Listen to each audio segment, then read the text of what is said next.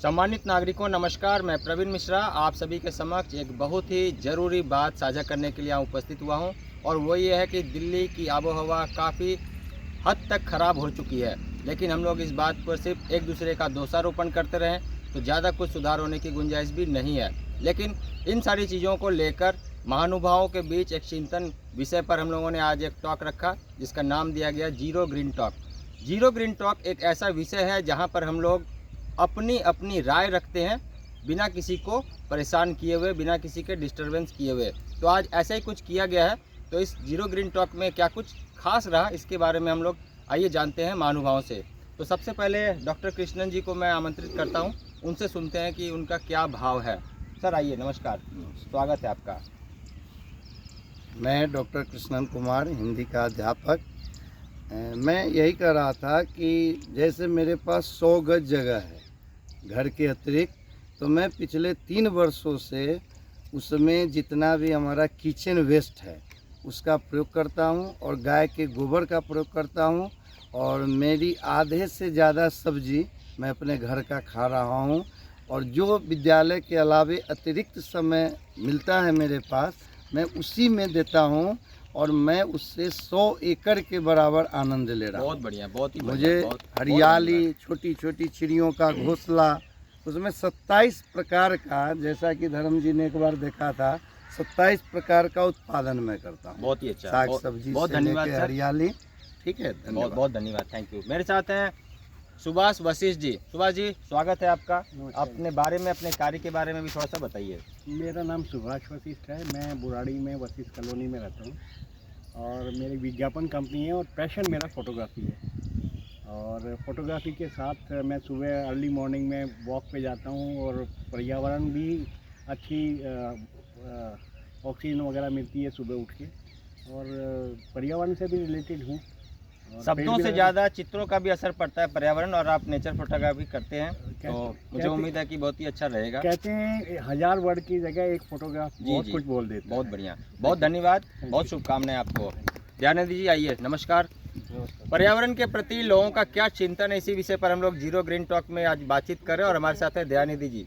दयानिधि जी, क्या सोच रखते हैं आप, क्या से क्या होना चाहिए, थोड़ा इधर देखते हुए बताएंगे। हाँ, मैं सोचता हूँ कि मतलब हर आदमी अगर अपनी अपनी तरफ से थोड़ा सा भी योगदान करे प्रकृति के लिए, तो काफ़ी कुछ हम कर सकते हैं और इसकी शुरुआत हम खुद से ही कर सकते हैं।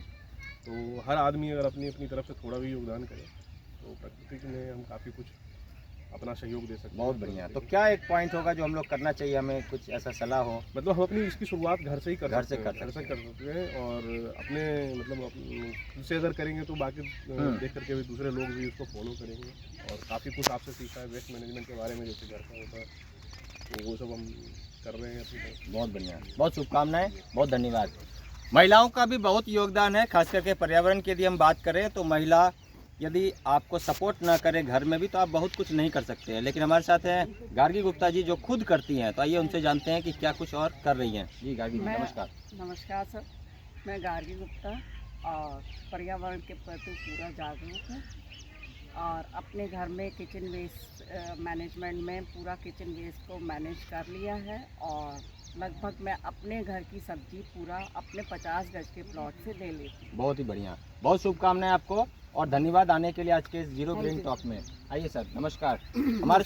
हमारे साथ है राजेंद्र महासेठ जी। सर बताइए, कैसा लगता है ये सारी बातें? एक पेड़ देश के नाम। जी जी, बहुत ये बढ़िया। मुहिम में हम सबको शामिल होना चाहिए। और मैं एक छोटी सी बात कहूँगा कि जन्म के समय कुछ लेकर नहीं आया था, मृत्यु के बाद कुछ लेकर नहीं जाऊँगा। और इस बीच में, जन्म और मृत्यु के बीच में, सांस, हवा प्रकृति से लिया है। तो मेरी दादी बोलती थी कि किसी का उधार लेके नहीं मरना चाहिए। अच्छा, बहुत बढ़िया। तो सांस और जो हवा हमने लिया है प्रकृति से, वो भी लौटाना चाहिए यहीं इसी पृथ्वी पर। तो उसके लिए करना होगा, एक पेड़ कम से कम लगाना। बहुत बढ़िया, बहुत शुभकामनाएं। और हम लोग करेंगे, एक्शन प्लान में हम लोग ये सारी बातें आज कर रहे हैं, तो और आगे इसको हम लोग मूर्त रूप देंगे। धन्यवाद सर आने के लिए। हमारे साथ है धर्म सिंह जी, और धर्म सिंह जी उत्तराखंड के अल्मोड़ा से आते हैं, जहां पर वो खुद नेचुरल फार्मिंग करते हैं। तो विशेष रूप से धर्म सिंह जी से जानते हैं बहुत ही संक्षिप्त रूप में। जी धर्म जी। आप सभी को मेरा नमस्कार। मैं जैसे कि सर बता रहे हैं, मेरा नाम धर्म सिंह है और बेसिकली मैं उत्तराखंड से हूँ और मैं उत्तराखंड में ऑर्गेनिक फार्मिंग कर रहा हूँ। और कहीं ना कहीं जो है, जो अनुकूल वातावरण है वो किसी भी क्षेत्र में हो, चाहे पृथ्वी में जो है हमें हर पूरी बायोडाइवर्सिटी को बनाए रखना है, तो उसी के चलते मैं जो है उत्तराखंड में ऑर्गेनिक फार्मिंग करता हूँ।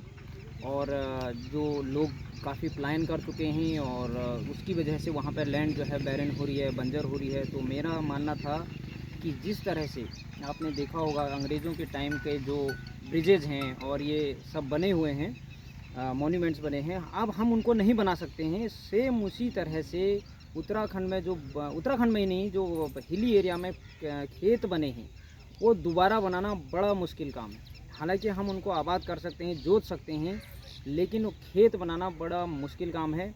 उसी के चलते मैंने कहा कि हमको ये खेत जो है आबाद करने चाहिए। बहुत बढ़िया। और पहले तो वो इसलिए बन जाते थे क्योंकि आज मेरे पड़ोसी मिश्रा जी के पड़ोसी कोई और जोशी जी, तो वो सब मिल के उस खेत को बना लेते थे। लेकिन आज तो ऐसा है नहीं, लाखों रुपये लग जाएगा एक खेत बनाने में।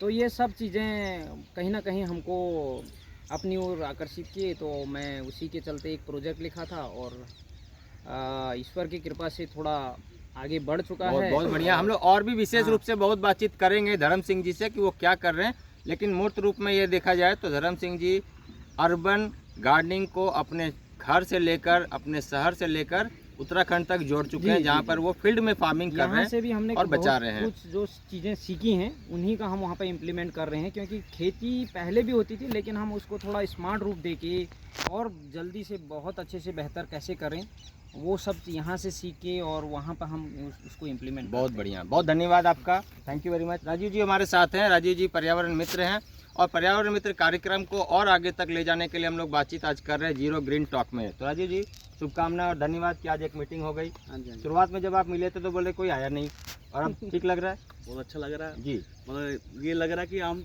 एक नहीं है, हम बहुत सारे हैं। जी बहुत बढ़िया। और मुझे आके जानकारी मिली है कि मैंने सोच लिया, ठान लिया कि हर हफ्ते एक पौधा लगाना है। अरे वाह, बहुत बढ़िया। हर हफ्ते एक पौधा लगाना। बहुत ही पॉलीथीन को भी को हाथ नहीं लगाना, हम्म। थैले लेके जाना है, थैले में सामान लेके आना है।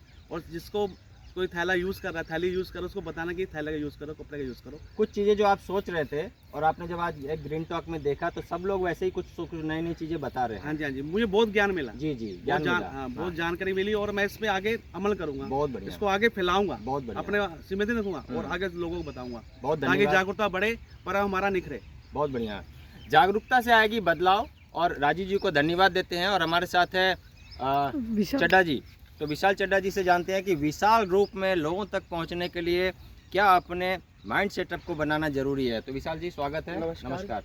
माइंड सेटअप बनाने के लिए मैं 3 सालों से अपने बच्चों को, अपने स्टूडेंट्स को मोटिवेट कर रहा हूँ, उन्हें अवेयर कर रहा हूँ कि किस प्रकार हमें अपने छोटी से छोटी जगह पे पेड़ पौधे लगाने चाहिए, नारियल के रेशे पे हर जगह पर। और मैं चाहता हूँ कि हर व्यक्ति हर साल सबका जन्मदिन आता है, तो हर अपने जन्मदिन पर, हमारे भारत में 140 करोड़ है, तो अगर हर अपने जन्मदिन पर वो एक पौधा लगाए तो 140 करोड़ हर साल पौधे होंगे, एक पेड़ लगेगा। और उनको अपना नाम दीजिए अपने पेड़ पौधों को। ज़्यादा से ज़्यादा पेड़ अवेयर करना पड़ेगा हमें लोगों को, हमें एनवायरनमेंट पॉजिटिव करना पड़ेगा उससे, और हमें ही फ़ायदा होगा उससे और सबको फ़ायदा होगा।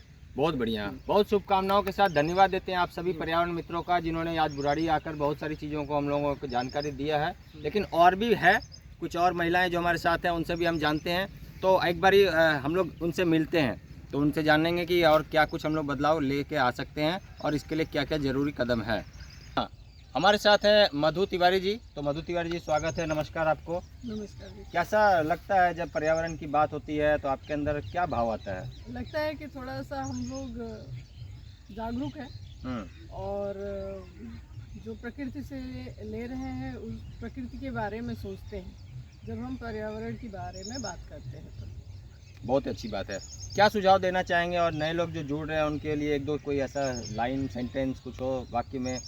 अपना कर्म करते रहिए और जहाँ आप जा रहे हैं, चल रहे हैं, बैठ रहे हैं, उसको अपना समझ के कीजिए। ये नहीं समझिए कि ये रोड है, रास्ता है, ऑफिस है, उसको ये समझिए कि ये मेरा है। बहुत बढ़िया। और जब ये वाला भावना आ जाता है तो जैसे आप अपने आप को साफ़ सुथरा रखते हैं, आप अपने घर को साफ़ सुथरा रखते हैं, वैसे आप ऑफिस, घर, रोड, रास्ता, बस, सड़क हर जगह से रखने बहुत की बढ़िया। कोशिश करेंगे।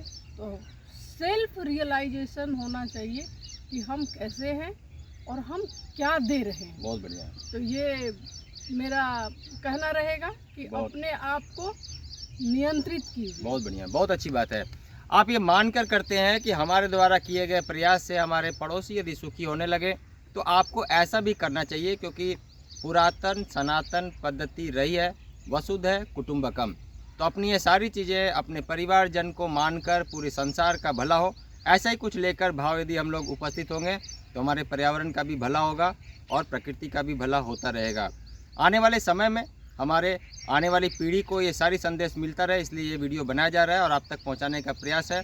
और फिर मिलेंगे नए वीडियो में, जहां पर आप लोगों को ऐसे ही अच्छे अच्छे लोगों से मिलवाऊंगा और बातचीत होगी पर्यावरण के लिए। आपका बहुत बहुत धन्यवाद। पुनः मिलेंगे। Thank you very much. Take care. नमस्कार।